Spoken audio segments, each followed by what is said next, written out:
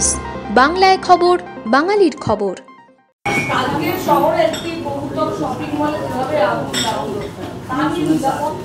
আমরা দুটো তিনটে জায়গায় দেখলাম। একটা হচ্ছে কিছুদিন আগে পার্ক স্ট্রিটে একটা শপিং মলে আগুন লেগেছে। কালকে একটা আমাদের বহুতল না, ওটার একটা মলের ওপরে, শপিং মলের ওপরে একটা এতে খাবারের জায়গা, মানে খাবার বানানোর কিচেনে আগুন লেগেছিল। ক্ষয়ক্ষতি কিছু হয়নি, কিন্তু এই আগুন লাগার কারণ নিশ্চিতভাবে দমকল ইনকোয়ারি করছে। আর আমি বিল্ডিং ডিপার্টমেন্টকে বলছি এটার পারমিশন ছিল কিনা, এই রুফের পারমিশন কতগুলো দেওয়া হয়েছে। রুফে অ্যাকচুয়ালি যদি আমাদের এইরকমভাবে করতে থাকে, তাহলে রুফ হচ্ছে আমাদের, যদি কোনো বিপদ হয় তাহলে ছাদ হচ্ছে আমাদের একমাত্র জায়গায় যেখানে বাড়ির থেকে যেমন নিচে আগুন ধরে গেল, কারণ লক্ষ্য দেয় নারী ছাদে দৌড়বে।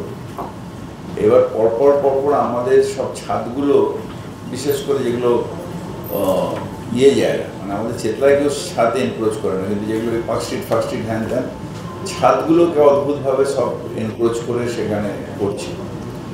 আর যেহেতু কমার্শিয়াল স্ট্যাবলিশমেন্ট সব, সেই জন্যে সেখানে কেউ করছে। এখানে আমরা ওই একটা বড় আগুন লেগেছিল ওই পার্ক স্ট্রিটের মোড়ে, হ্যাঁ না বড় অনেক বছর আগে অনেকগুলো মানুষ মারা গেছে। শুধু ছাদের লকটা বন্ধ ছিল বলে এতগুলো মানুষ এই সিঁড়িতে উপরে পুড়ে মারা গেছে। ছাদের লকটা খোলা থাকলে মানুষগুলো কিন্তু চলে যেত এবং ওখান দিয়ে দমকল সিঁড়ি লাগিয়ে নামিয়ে নিতে পারত, রেস্কিউ করতে পারত। এই যে যৌতুগৃহ তৈরি হচ্ছে, এটা আমার সময় আমি অ্যালাউ করিনি ছাদে।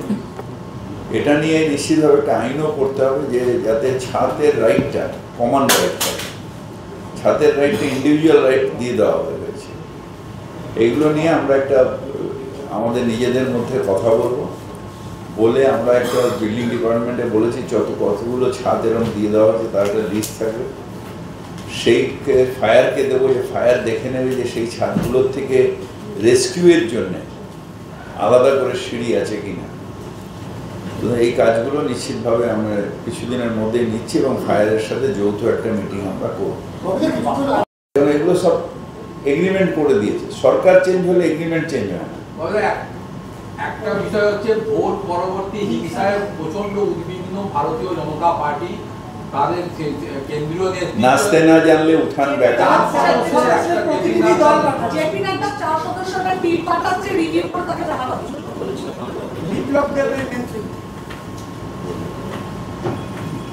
হেরে গেছে তো বেচারিরা, এখন কিছু তো একটা করে মুখ রক্ষা করতে হবে, তাই এটা করছি।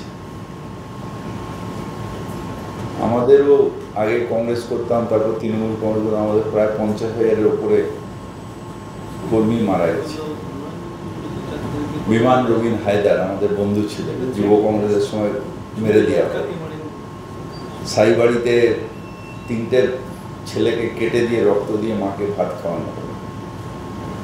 কোন কেন্দ্রীয় দল এলো, কোথায় আমাদের সাপোর্ট? তখন তো সরকার কংগ্রেসের ছিল, আমরা তো এখানে ছিলাম। এগুলো হচ্ছে মাসেল টুইস্টিং, মানে আমরা আছি দেখানোর জন্য। কিছু হয় না। বাংলায় এখন গণতন্ত্র আছে। দু একটা যেটা ঘটনা ঘটেছে আমি খোঁজ নিয়েছি, সেটা হচ্ছে নিজেদের পার্সোনাল গ্রাজে হয়তো কাকার ছেলের সাথে জ্যাঠার ছেলের গন্ডগোল হচ্ছে, আর এগুলো মিডিয়া হাইপ করছে। কি হবে?